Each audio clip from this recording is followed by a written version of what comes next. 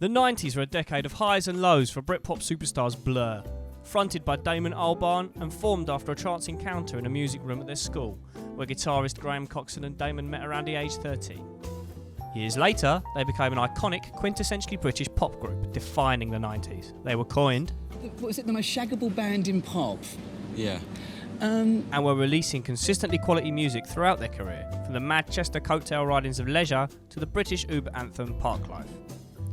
Though as often is in the music industry, this golden front was beginning to tarnish from the inside out, with reports of arguments, drug abuse, Damon's disconnect from reality as a newfound rock star, Graham's eagerness to involve more alternative rock elements, all creating dissatisfaction within the group. Blur has described the Great Escape era as a dark time in their book, 3,862 Days. In the book, Graham quotes, "I think The Great Escape is our most difficult record to listen to. It's so fucking doom-laden, it's ridiculous. I listened to it recently, it's super mad. A mad cow disease record. Parklife sounds chirpy to me. It's obsessive pop music. On our part, not just Damon's part. There are pop albums, and maybe it's just my attitude to pop, but I find them really difficult to listen to. They're good, I guess, but there's an element of all four of our personalities very awkwardly sewn together." The recording of the LP became a tumultuous slog, with sessions becoming inconsistent, what with award ceremonies to attend to, and a chart war with contemporaries and rival Britpop giants Oasis. The Great Escape's recording process was troubled, to say the least. However, critics adored the album on release, with the Melody Maker calling it a schizo-futuristic playground, and the NME a spectacularly accomplished, sumptuous, heart-stopping and inspirational album.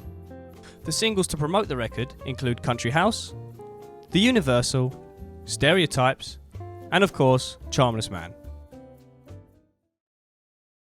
With the title given a cheeky wink to indie pioneers The Smiths, the lyrics of Charmless Man depict an individual who lacks anything of interest or depth to his character.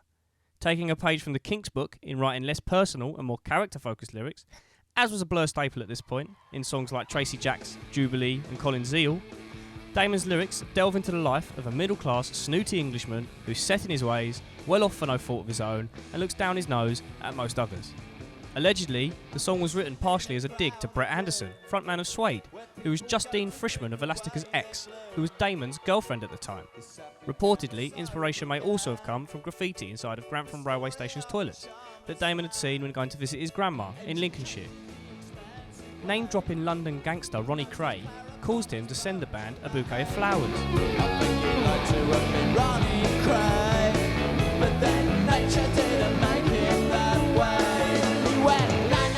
This bizarre gesture from a known violent criminal was no help to Damon's state at the time, which alongside panic attacks and drug abuse has caused him to turn his back on the track in recent years, as it reminds him of this dark time. Despite the hardships of writing and recording, Charmless Man remains a titan amongst Britpop singles. Damon describes the song as the end of something. It was the end of British pop. For us, anyway.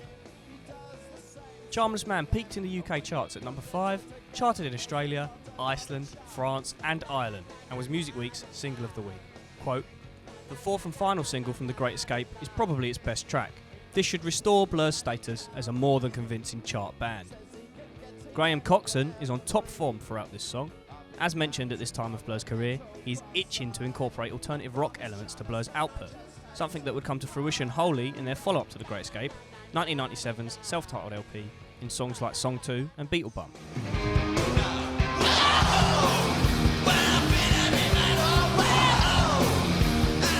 However, in this single, Graham's fuzzed-out, big muff-boosted Telecaster tones run rampant throughout the song, playing a bonkers riff lead line to dance around Alex James's drive-in bass line. And it's important to note, by bonkers, I'm not referring to a virtuosic style of playing, like Yngwie Malmsteen or Steve Vai, but more along the lines of writing. This riff is completely playable by a capable guitarist, but could anybody have written it? It reminds me of the clip going around at the minute of Louis Shelton, who played on the Jackson 5's I Want You Back. It's not revolutionary, flashy guitar work, but it suits the song perfectly, and it was written to fit the song perfectly. This is echoed in Graham's playing on Charmless Man, serving the song before anything flashy, and it really pays off here. Graham's guitar parts are often cited as a core component to Blur's unique take on the Britpop genre, and seen none more so than in Charmless Man.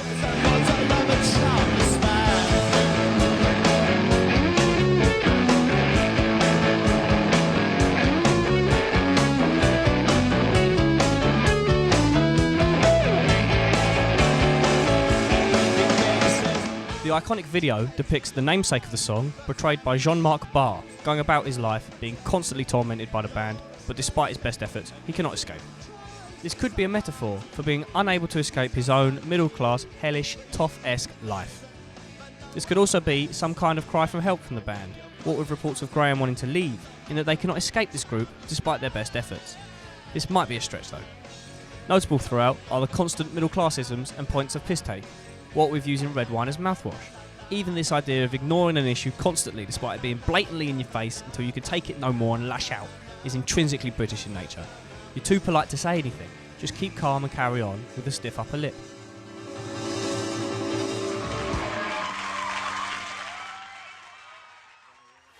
Charmless Man is a perfect example of Blur's ability to craft catchy pop hooks melded with totally off-the-wall guitar work and spiky social commentary interlaced between. Despite its hardships, it proves to be a fantastic reminder of what made Britpop great, and still acts as a reference point for British artists today.